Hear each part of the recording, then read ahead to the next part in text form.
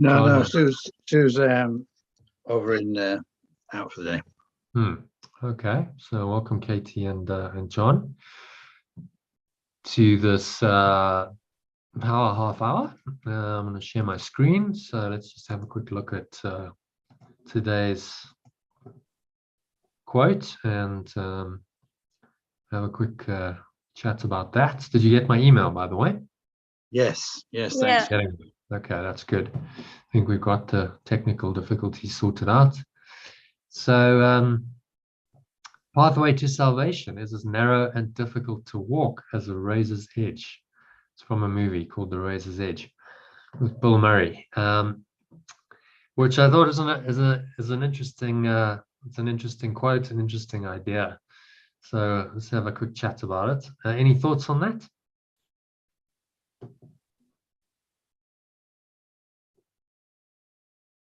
That's an interesting one. Yeah. Katie, any insights or thoughts? I thought about Joel Goldsmith. Joel Goldsmith. He was in Christian mystic. Christian Science. Yeah, influenced by Christian Science, and I think after him, one of his followers, or was it actually him? I think the path is called the infinite. I don't know how to say it. They also used the idea that it's like walking on a razor's edge because it's because of the non-duality. Like it's so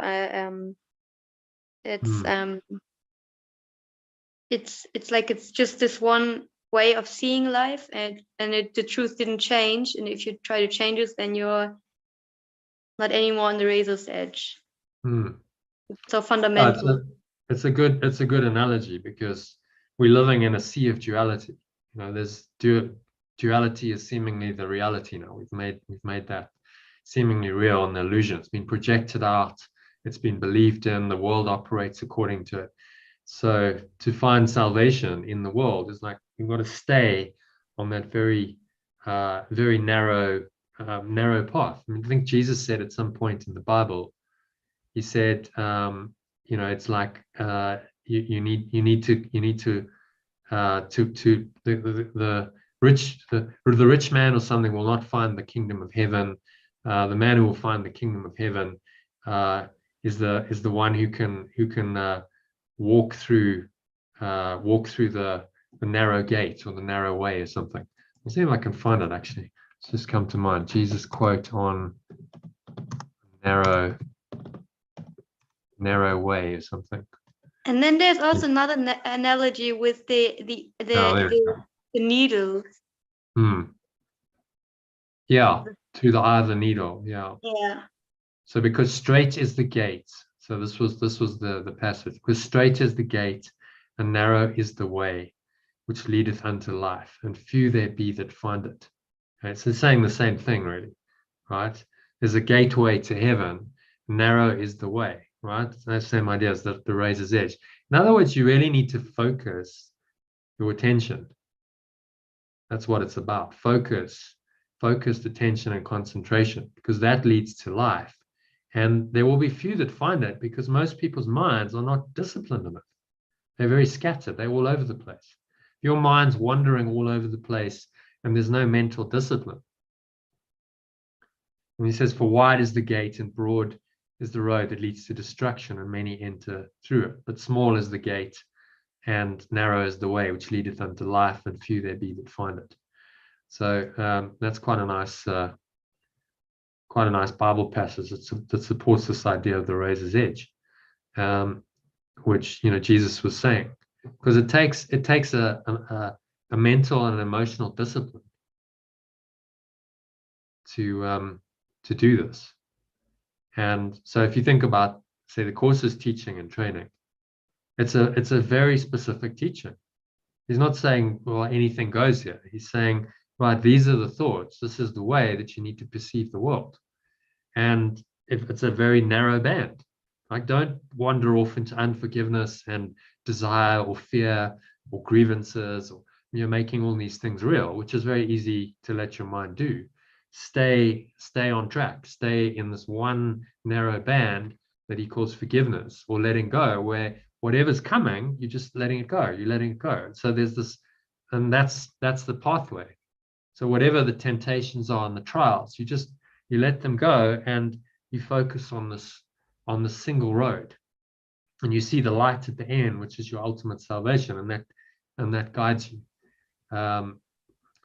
And then, you can interpret this quote in a number of ways. So the razor's edge could be just the present moment, right? The present moment is the razor's edge, if you think about it, because you've got past and you've got future, and your mind can go wandering off into those a lot. I mean, John, you were saying a while ago that you become aware of how much your mind is in the past and in the future. And then when you become aware, it's like, oh, okay, you snap into like some present moment awareness that, okay, actually, I need to bring myself back to the present. So in the same way, bringing yourself back into that present moment, into that channel, is really what it's about. So not the past, not the future. Those are, if you look at this guy on the highway, those are that's the abyss. That's destruction. You go into either one of those, and you dwell in those, and that represents death. Because past and future, you're on the timeline, and on the timeline, in time, you're going to die. So you need to let go of those. You need to let go of desire and fear. There's another pair of dualities, of dualistic thoughts and emotions. And the razor's edge between them is just being in the present moment as you are. The equanimous state of I am that I am. I'm okay as I am, and I don't need to desire anything, because that moves your mind away from the razor's edge. And I don't need to fear anything. That also moves your mind away from the razor's edge, of just being in the present and being totally okay as you are. As I am now, I'm okay. I don't need anything. I don't desire anything. I don't fear anything. None of those movements that really afflict most people can affect you. So, as I said, you can see quite a lot into this quote. You can interpret it in a number of ways, and just use it as a reminder. Say, okay, yeah, I need to stay on this track. You've both been exposed to A Course in Miracles. It gives you a very clear teaching, a very specific way to find salvation, what he calls salvation, which is really just your enlightenment. And while you're here, that's your happiness, it's your joy, it's your peace. Everything is in that word of salvation. He's giving you a very specific way, so don't wander off. Just stay on that track, really, of forgiveness or letting go. Whatever comes in, you just dismiss it. You let it go, and that keeps you in this quite narrow band of mindset. And that's not narrow in a limiting way. That path will lead you to infinity, because through the duality, there's like this narrow pathway of light. And if you follow that light, it's going to take you to the face of Christ, which is the opening into this other dimension, which we can call heaven or nirvana, kingdom of heaven, Jesus called it, which then opens you into, infinite and eternal consciousness. But while you're here, the way seems to be narrow. It's like this little band of light. To use another analogy, if you're in a movie theater, and you turn around and you look at the light streaming from the projector, that band of light will take you back to the source.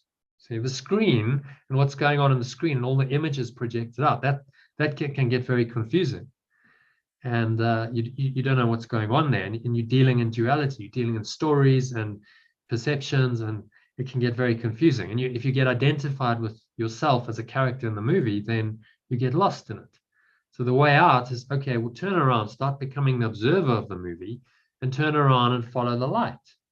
Because there's a source that, if you track it back, will take you to the projector mechanism, which is the ego, that's now distorted the light of God, into all these fragmented forms. And beyond that filter, beyond the projector, lies the light, lies the opening into this eternal infinite light. So again, follow that narrow track back in your mind. And that requires mind training, and it requires mental discipline. It's not just going to happen. You need to learn to be thinking in certain ways. And not every way is going to work, right? As Jesus says here, only the one way is going to work. Wide is the gate and broad is the road that leads to destruction, and many enter through it. But small is the gate and narrow the road that leads to life, and only a few find it. And he said that 2,000 years ago. I think it's you could say it's really still the same. And so the lesson I chose to go with this is my salvation comes from me. All temptation is nothing more than some form of the basic temptation not to believe this idea, right? I have to discipline my thoughts, and what he's saying is it's your responsibility to discipline your thoughts, to stay in a forgiving state, to not let these temptations of guilt and fear and sin and attack and so on come into your mind.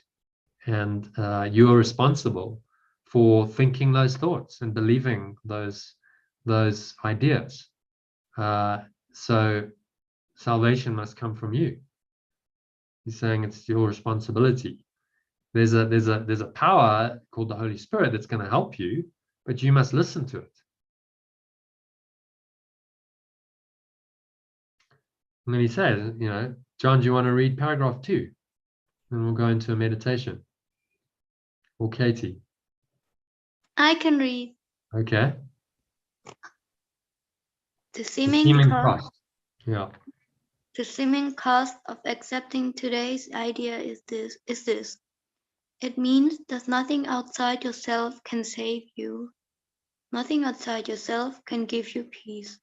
But it also means that nothing outside you can hurt you, or disturb your peace, or upset you in any way.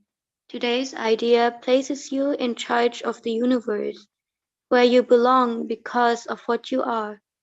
This is not a role that can be partially accepted, and you must surely begin to see that accepting it is salvation. Further? Yeah. So that's, he's saying very clearly that this is up to you. It's your responsibility. Your thoughts. It's your thoughts that are going to hurt you. It's your thoughts that are going to crucify you. But it's also your thoughts that are going to save you. Nothing outside yourself can hurt you. So it's quite a responsibility, really, to think, wow, I'm actually responsible. And how I'm thinking is determining my salvation or my destruction. And most people shy away from that. Oh, no, I want someone else to be responsible. I'll give my power away to anyone and anything else. And that's why we have the systems we do, because people don't want to take responsibility. Oh, well, the doctor's responsible for my health. No, you're responsible for your health. The doctor's not responsible for your health. And only you can really sort it out. But instead, we give our power away and say, oh, no, someone else is going to fix the problem. Which is all part of the ego's illusion of really disempower. It's a disempowering illusion. Okay, so any comments or questions on that? I mean, it's quite a simple idea, but I think it was worth chatting about. Shall we go into a meditation? Okay, so making yourselves comfortable. Just sitting with your feet shoulder width apart, or standing, John, if you want to stand. Feet shoulder width apart. Cup your hands in your lap. Keep your back straight. Close your eyes. And start off by taking a nice deep breath in through the nose. So breathing in. Noticing how the stomach rises and the chest rises. clenching the sphincter muscle, it's the muscle used to contract the flow of urine or squeeze the last drops out. Lock the energy in. Draw the energy up the spine to your heart center. You can put one hand on your heart. And just feel this warm, comforting presence in your heart. Breathe in again. Feel this energy rising up into the crown of your head. Warm thread of energy running up your spine into the crown of your head. Connecting your heart and your brain. This is the longest distance you'll ever travel, 30 centimeters between your brain and your heart. So this is about connecting the mind and the heart, making them as one. Breathe in again to create some space, some awareness, and just scan your mind, looking within your mind. What are you thinking? Emotions, any physical sensations? Just observe all of that. Bring some awareness into your mental and emotional and physical state. And if you notice anything that's unpleasant, that's difficult, doesn't feel right, breathe into it again. Imagine you breathing light, beautiful golden or white light into that thought and feeling, and maybe it shows up physically somewhere. Emotions can lead to all kinds of physical reactions. Knot in your stomach, block in your chest, clenched jaw, clenched fists, dry mouth, sweaty palms. The extreme nausea, panic attacks can come just from your thoughts and emotions. That's how powerful they are. So you're breathing in again. Let's create some space to observe all of this going on.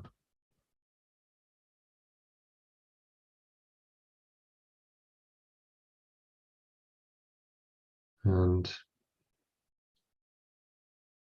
be willing to let it go. If it's not serving you, it's taking your mind away from peace, from happiness, from love, then it's not something you want. So you exhale, blow it all away, the breeze of your breath. And there's a quote saying salvation is as narrow and difficult to walk as a razor's edge. That means that you simply need to let go of thoughts and emotions that are not serving you, and hold your mind in a state where only the truth is believed, only the truth is held there.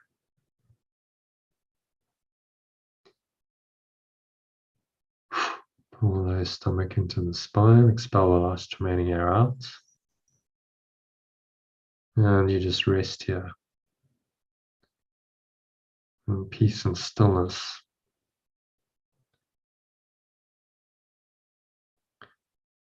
For a few moments.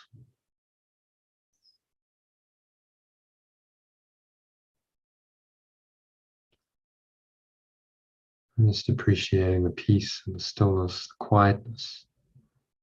It is always there, but too often obscured by the ego's raucous shrieks, sick imaginings, as Jesus puts it.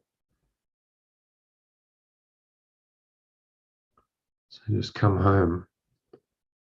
Salvation is here now, in the present moment.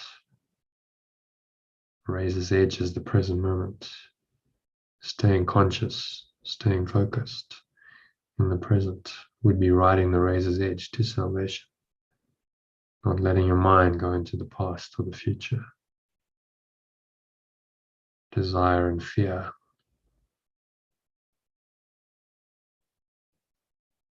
Operate in the future. Grievances and guilt, resentment and anger come from the past. Between these extremes, you can ride the razor's edge to salvation in the present moment. Just present peace and happiness can flow through your mind, guiding you through life, through the maze of duality, the complexity of this world, the chaos. There is a way to stay in the present moment, to stay connected to your source. So find it now. Give yourself the next 10 minutes just to experience deeply this connection with your source, riding the razor's edge to salvation right now, in the now and through the now. So just breathing in and out through your nose, just observing subtle sensations of the breath flowing in and flowing out.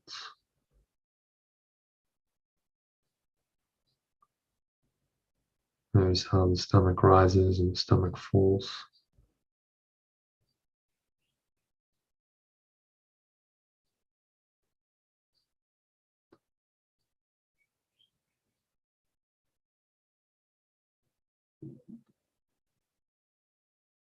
Just by focusing all your attention in the present moment, focusing on the sensations of the breath, you are riding the razor's edge.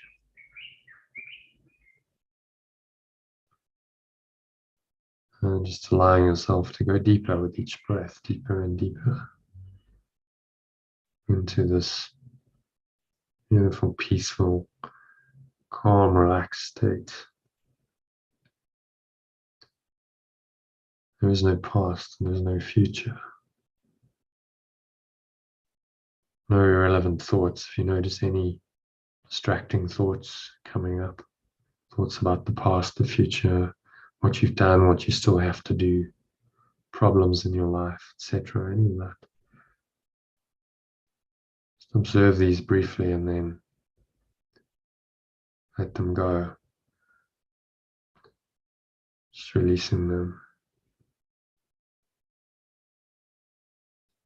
The breath to the nothingness they really are. They're just thoughts. Just illusory thoughts, false thoughts.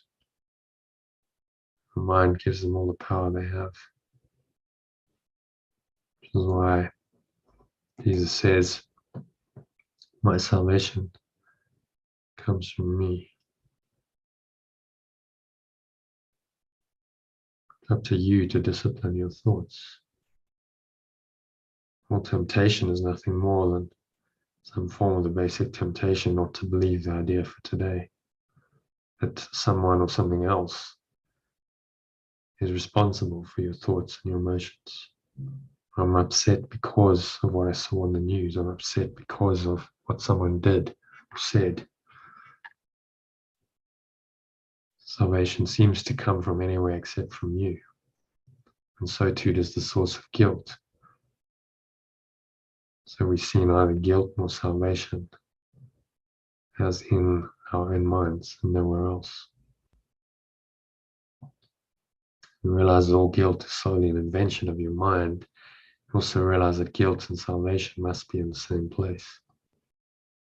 Understanding this, you are saved. So say to yourself,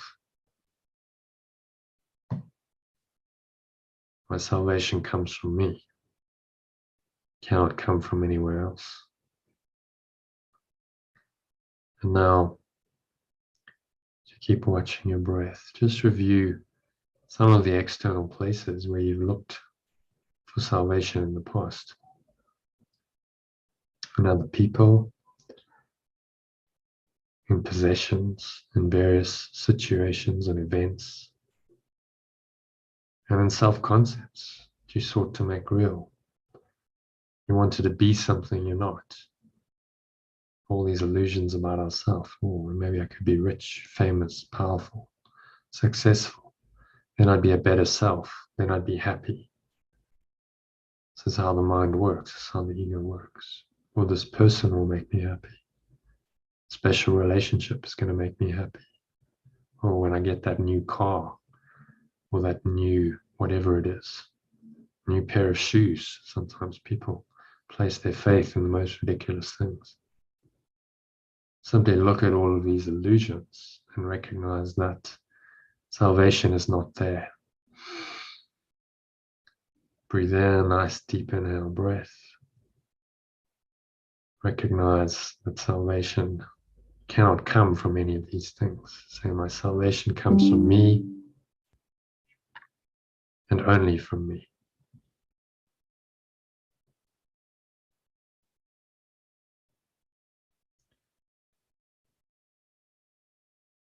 And as you exhale, have a sense of letting go of these idle wishes and futile thoughts. You will not find it in the clouds, says Jesus.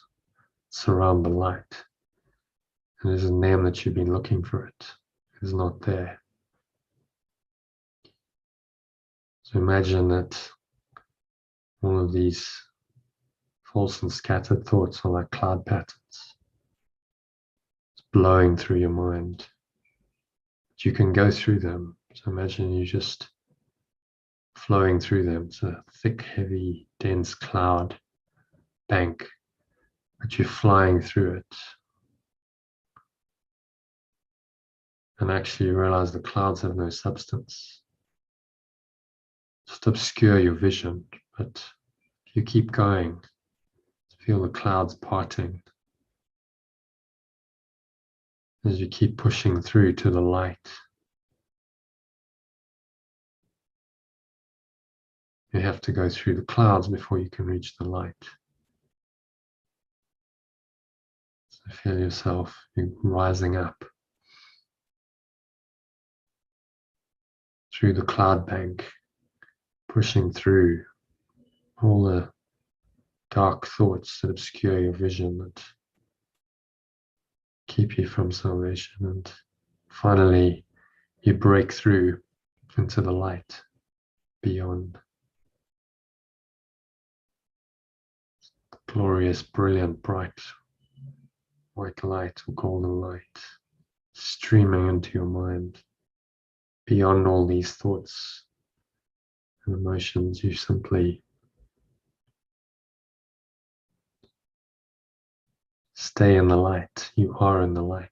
So for a couple of minutes of deep silence, just stay in the light. Nowhere else to go, nothing else to do, nothing else to think about.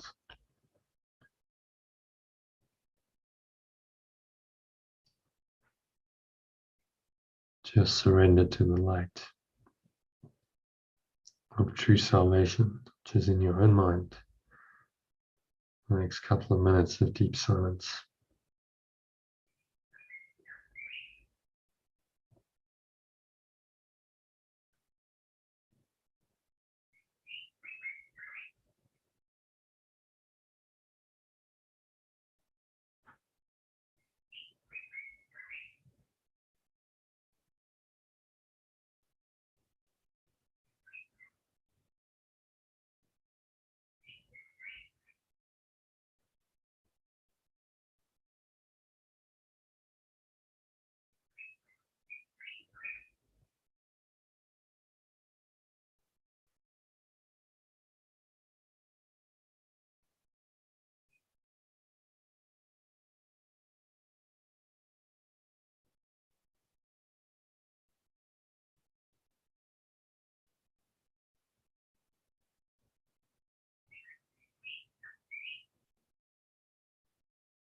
If any thoughts arise, seemingly pull you back into the cloud bank, obscure your vision, thoughts of the past, the future.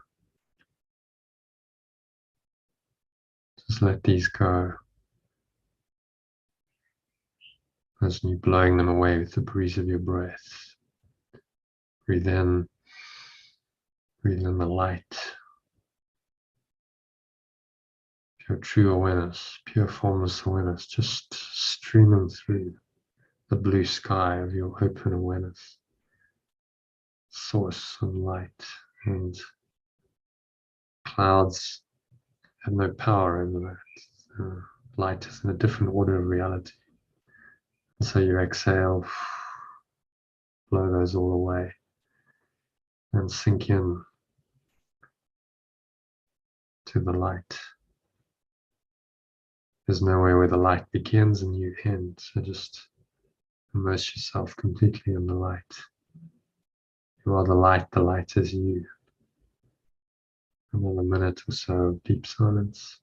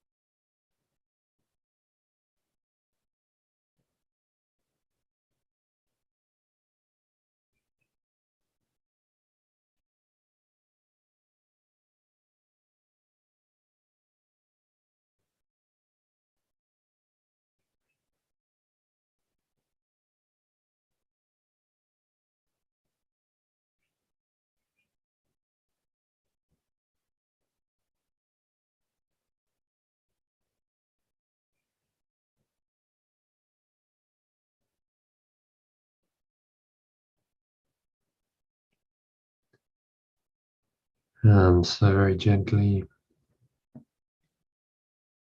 coming back to an awareness of the body and the breath and the senses in the world. On the count of 3, you're going to open your eyes. So 1, just breathing in, noticing the stomach rising and the chest rising. Subtle flow of air in through the nostrils. Pausing at the top of the inhale. Scan your mind, noticing any thoughts and emotions going on. Maybe you sense just more light, more openness, more peace, paired with about 17 minutes ago when we started the meditation. So just notice the state, anchor it in. So this is my true state. This is the razor's edge. Staying in this state of mind is the razor's edge that you want to maintain as often as possible. So set the intention to stay there. So it is said, so it is done. And exhale. Breathe out. Feel the energy just subside back down the front channel of your body, coming to rest in your lower stomach and your groin. Just sitting in the energy down your lower stomach and groin. Feel the weight of your body pressing down into the chair, your feet touching the ground. Noticing what you're feeling and touching. Count to 2, breathing in again. Noticing any smell in your nose. Maybe there's a subtle taste in your mouth. Noticing what you're hearing, surrounding environment. But noticing all these things from this very still, calm and surrendered state. So there's no attempt to name or label or interpret or judge any of it. And just allow it to be.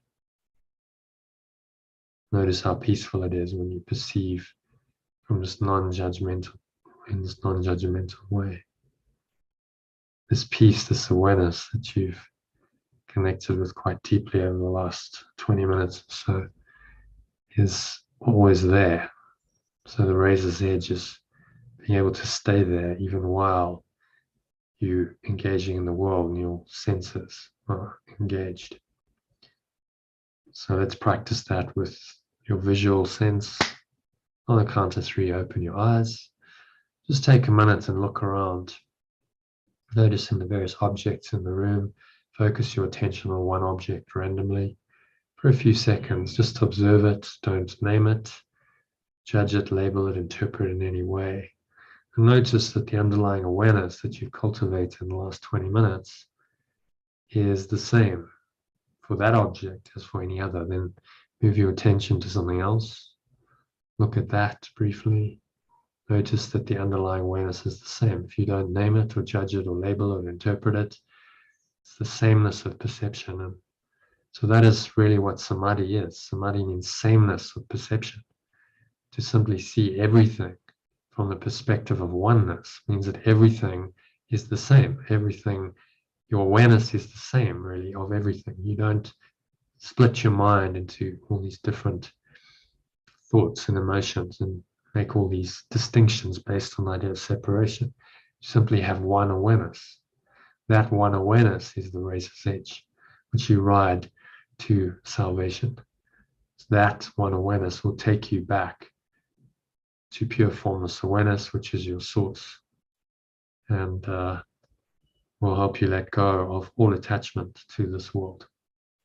So I hope this little discussion and the meditations helped you in some way to do that. That brings us to the end of the session. So thank you, Katie and John, for joining us. Namaste. And